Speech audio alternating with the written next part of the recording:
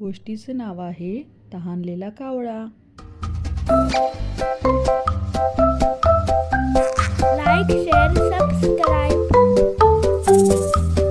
बालगप्पा Kilbil click. एक घनदाट जंगल होतं. त्यामध्ये खूप झाडं होती. निरनिराळ्या प्रकारची आणि लहान मोठी झाडं होती. त्यामध्ये अनेक प्राणी पक्षी आनंदाने राहत होते. एकमेकांसोबत खेळत होते, मजा करत होते, बागडत होते. एकदा प्रखर उन्हामुळे सगळी पाने फुले झाडावरून पडू लागली. सगळं जंगल भकास वाटू लागलं. जंगलात एक कावळा पण राहत होता. त्याला एकदा जोरात तहान लागली. पाण्याच्या शोधात तो सगळीकडे भटकू लागला. इकडे बघतो, तिकडे बघतो, पण पाणी काही दिसत नव्हतं. आता काय करावं बरं, या विचारात कावळा पडला. तो खूप निराश झाला होता. तहानेने व्याकुळ झाला होता.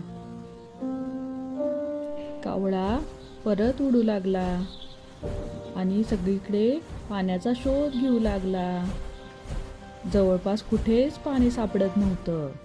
मग त्याला एक चिखलाचं तळं दिसलं, पण त्यामध्ये पाणी नव्हतं. पुढे गेला तर रखरखती जमीन होती. पाण्याचा एक थेंबही त्याला सापडत नव्हता. मग त्याला काही सुचेना, काय करावे बरं. मग तो एका फांदीवर बसला होता. तो शोधत होता, पाणी कुठेतरी दिसते का, कुठेतरी सापडते का पाणी. मला तर खूप तहान लागले. मग इकडे तिकडे बघत असताना अचानक त्याला एक पाण्याचा माठ दिसला.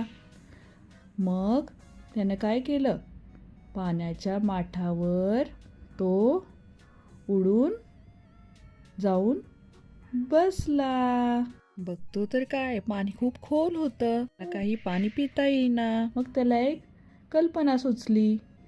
त्याने जवळ असलेला एक दगड उचलला आणि माठात टाकला. दुसरा दगड उचलला, माठात टाकला. असं करत करत पाण्याची पातळी उंचावली. पाणी वर आलं आणि ते पाहून कावळ्याला खूप आनंद झाला. त्याने पोटभर पाणी पिलं आणि तिथून उडून तो त्याच्या घराकडे म्हणजेच जंगलाकडे परत निघाला. बालमित्रांनो, तुम्हाला आवडली का गोष्ट? या गोष्टीतून आपण शिकलो, जिथे इच्छा असते तिथे मार्ग नक्कीच मिळतो. कधीही घाबरून जायचं नाही.